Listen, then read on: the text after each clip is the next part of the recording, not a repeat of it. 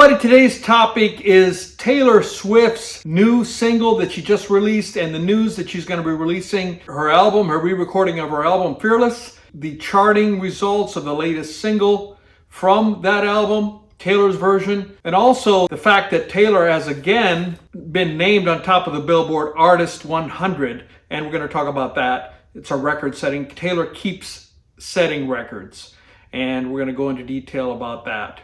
Hi, I'm Tim Wolf. I'm a Nashville-based singer-songwriter. There's a link down below in the description where you can listen to some of my music, and you can also download 10 of my songs for free.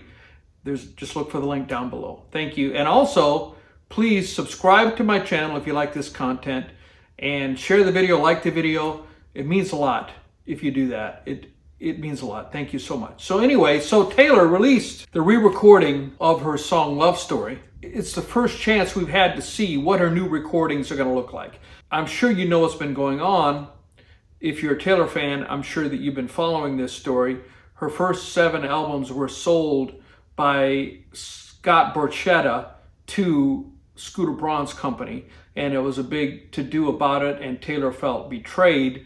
And so as soon as possible, she made it known that she was going to re-record those songs because a songwriter, well, depending on the details of the contract, the masters are owned by the record company. Big Machine Records own the masters. That's what a typical recording contract does. However, the songwriter still retains their songwriting rights, and they can re-record the songs. Usually a contract will allow the artist to re-record the songs. They can't get the masters back, most contracts, and that's one of the things that Taylor is trying to talk about, and she's really stepping up to the plate and speaking up for other artists who don't have the power she has, and trying to make contracts more fair so that artists can either own their masters or at worst case have a path to regaining them. So Taylor, she started with the album Fearless, and she is going to be releasing 26 songs, including a number of outtakes that were not on the original album, and she's re-recorded all of them. And according to the Easter eggs that she's been dropping, the best guess is she's going to be dropping that album on April 9th. So this recording of Love Story, Taylor's version, was dropped this week, and it debuted at #1 on the Hot Country chart, which is a pretty big deal. It is Taylor's 8th #1 on the Hot Country charts. So anyone who thought that Taylor couldn't regain her former glory on the country charts, that's obviously been disproved. She's back to #1 on the Hot Country charts, which is the aggregate of all the country charts. It's all platforms, including sales and streaming and radio. So if you're in country, that's the one you want to be on top of. It's her 8th #1. It's the first time that she's been on #1 since 2012, 2013, when her song We Are Never Getting Back Together Again reigned for, I believe it was 6 weeks. On the week ending February 27th, which is how they do that, as I'm recording this, is not even February 27th, but they call it the week ending, the February 27th week. The new single debuted at #11 on the Hot 100. It was #1 on the digital song sales, and like I said, #1 on the Hot Country songs. This is the first time Taylor has debuted on the Hot Country charts, Hot Country song chart, and she's also the first woman to debut atop the tally with a single that was a solo. It was done one other time with Florida Georgia Line and Baby Rexha, but that was not Baby Rexha being by herself. She's setting another record, the first woman to debut on top of the Hot Country songs, and her first debut. She has 7 other ones, but they didn't debut at the top. The big news to me, and an email that I got yesterday from Billboard, Taylor is again on top of the Artist 100 charts. Now, what are the Artist 100 charts? Artist 100 charts is a chart that was developed and launched by Billboard in 2014. And what it does is it measures the overall popularity or success of the artist. And the key metrics are music consumption by albums and track sales, radio streams, streaming, and also it measures social media fan interaction. And I think this is where Taylor just kills it. And she has been on top of the Artist 100 for a record-setting 46 weeks. And this chart has only been around for 7 years. And the next artist with the most number of weeks top of the Artist 100 is Drake at 31. So she's got 50% more, roughly, than the next number 2 person. I mean, she's just walking away with this. She padded her record. She had 45, and now she's at 46. So it's Drake at 31 weeks on top. After that is The Weeknd with 20. And then BTS and Ariana Grande both at 15. I mean, anyone who says Taylor is not the top artist in the world, here is just another data point to show that she is. Her reach and the strength of the performance of her music on the charts and with fans is undisputedly the top. There's evidence right there. Love Story was first released in 2008 with Fearless. On the February 27th charts, one thing that helped Taylor win the Artist 100, she has 8 albums on the Billboard 200 charts. So Evermore is number 6, Folklore is number 15, Lover is number 32, 1989 is number 60, Fearless is number 63, Red is number 97, Reputation is number 119, and Speak Now is number 121. On the Hot 100, Love Story is number 11, and Willow rose from 29 to 25, so that helped her with the Artist 100. So one of the questions that people had were, are these new recordings going to be any different than they were before? And the answer is, unless she deviates from this path, they're going to be very, very close.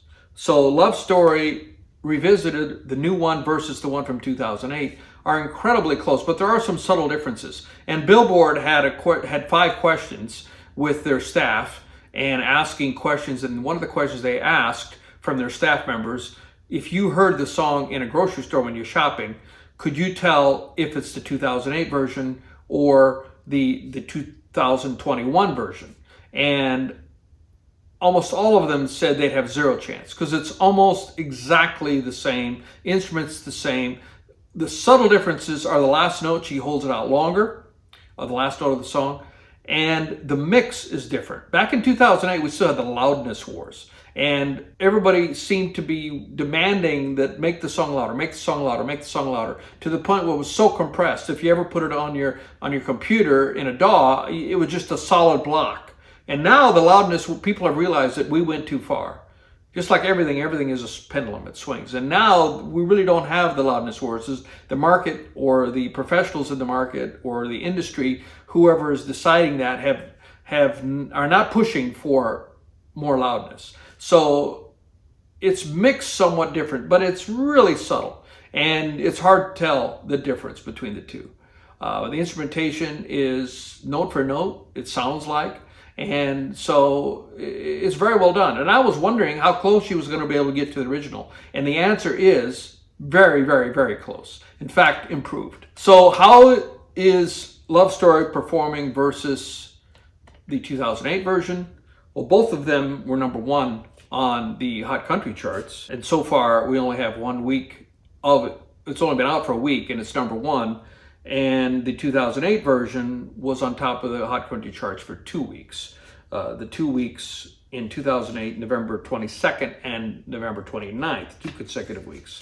And another record, there's only one other song that has reigned the top of the Hot Country charts in 2 different versions. That was Dolly Parton with her song I'll Always Love You, which led for a week in June of 1974. And then it followed up with her updated recording in the week of October 1982. And she almost did it a third time with a duet she did with Vince Gill in 1995, where it went to number 15. So that's pretty amazing.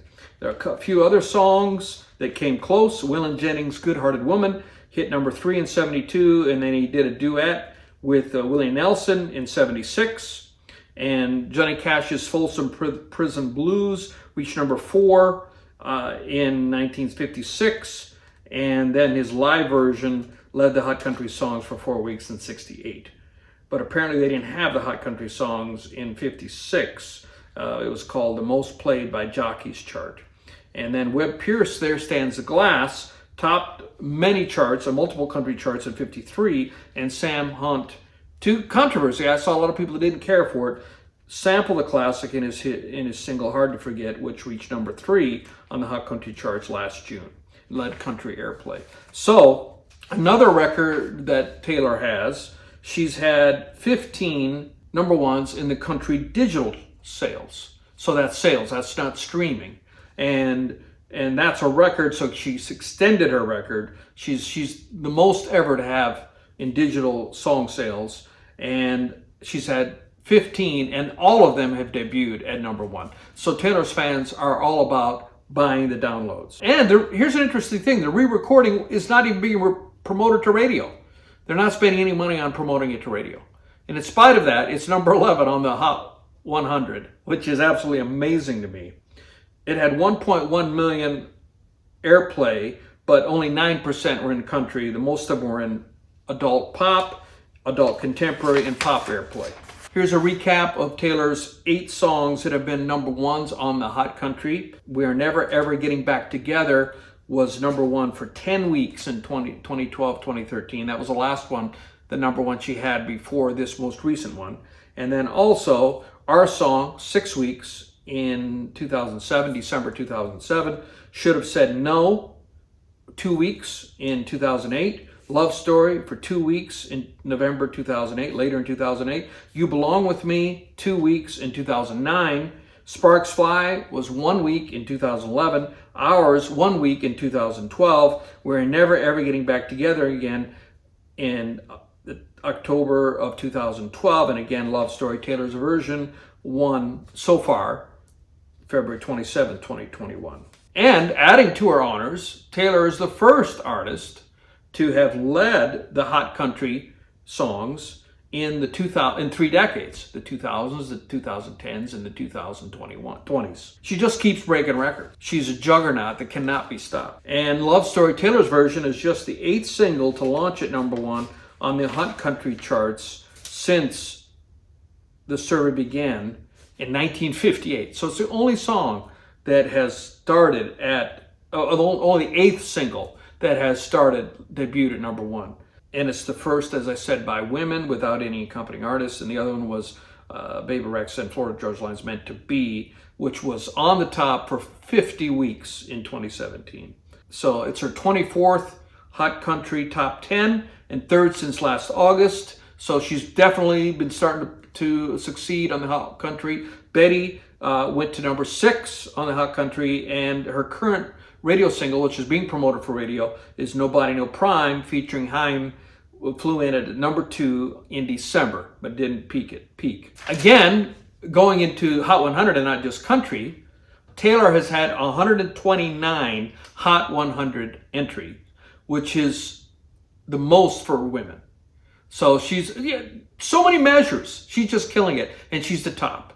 So especially when you categorize her by women, she's just by far the top woman on the music scene today. The Billboard staff were asked questions about what they thought and what will be the next one and what will be the performance of the other songs. Will they all perform so well? Well, is this well? Would they expect this? And they seem to say overwhelmingly that they thought this was a really good success for a song that is that old, that is from 13 years ago, from 2008, to be re-recorded and re-released and go to a number 11 without really any radio play. And they were saying, what do they think? Will other songs perform this well? And some thought they would, every one of them off the album. Others thought that maybe not, because some people are going to be just interested how different the songs will sound versus the original. And now that they've tuned in and realized that it really doesn't sound any different, unless you listen very carefully with headphones, the casual listener may not listen. So only the future will tell us. And then they asked what songs they think they're looking forward to be recorded. Overwhelmingly, the song You Belong to Me was one that they're most interested in seeing. They're saying it could debut higher than 11. if it debuts during the right chart week. Because, I mean, the competition right now is pretty thick. We've got Ms. Rodrigo with Driver's License, which I think is 6 weeks at number 1. Maybe it's up to 7. I know it's 6 for sure. And Cardi B, I think, is up there still number 2. There's some pretty intense competition right now. So, you know, when you want to go to number 1, and it's hard to schedule that, but whether or not the re-release of You Belong With Me will chart higher, debut higher, is unknown. And who knows, maybe Love Story will climb. It's at 11. Who's saying it won't go to number 1? It could. Mia Dazzarino, if I pronounce her name right, which Billboard staff, said that she thinks it'll be repeated over and over again. In other words, the single being released, as each single is released, it'll do as well. She said that Love Story, Taylor's version, was a teaser to pique her fans' interest and bring them back to 2008, a much better year. Yeah, amen to that. We didn't have any pandemic back then. It sets the mood for other tracks to follow. Everyone has their own favorite song off Fearless, and I think a few of them will overtake Love Story, Taylor's version. What will be interesting is finding out which songs have aged particularly well and may even chart better than its original. Christine Worthman said that she didn't think any other songs were going to travel this high, even as high as 11, except perhaps You Belong With Me. So they seem to be overwhelmingly looking forward to that one. That original peaked at number 2, highest among the original Fearless singles. So she suspects that the re-recorded version could get back into the top 10. One of the staff members, Jason, says You Belong With Me is an obvious choice for being particularly revelatory when it gets re-recorded. Still one of Swift's 10 best songs, is what Jason says. Mia says You Belong With Me is my personal favorite Taylor Swift song and the track that started it all for the 15-year-old me. And she says, I'll put this in writing now. 15 is going to outperform the original, which peaked at number 23. Listening to Taylor sing that song now as a 30-something, chills. I've got chills. I know I'll be tuning in repeatedly to see if I can spot any reflective sighs or knowing smiles as Taylor looks back on that specific teenage tale. And I'll close with this observation, also by Mia. Well, first of all, Taylor's voice has changed slightly from 2008. In the 2021 version, she sounds confident and sure of herself. Her 2021 version sounds a lot like growth, like she doesn't need Romeo after all, and that's what we like to hear. So there's no doubt about it. In summary, I mean, Taylor is killing it.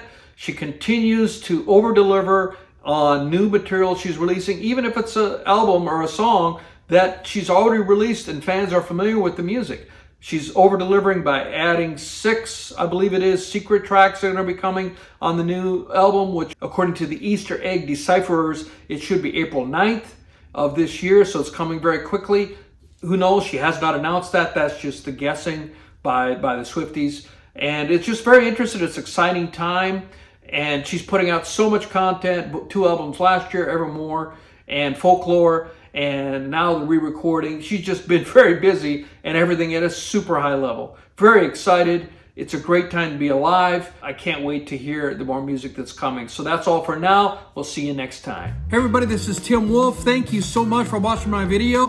Please go to the link down below in the description. There's a Bitly link. Listen to my music at Spotify. I appreciate it very much. It means a lot to an artist if you follow them. If you would be kind enough to like the video if you enjoyed it and share it with your friends. Finally, be sure to subscribe. And then also there are other videos on this screen that you can watch. And I'll see you next time. Thank you so much.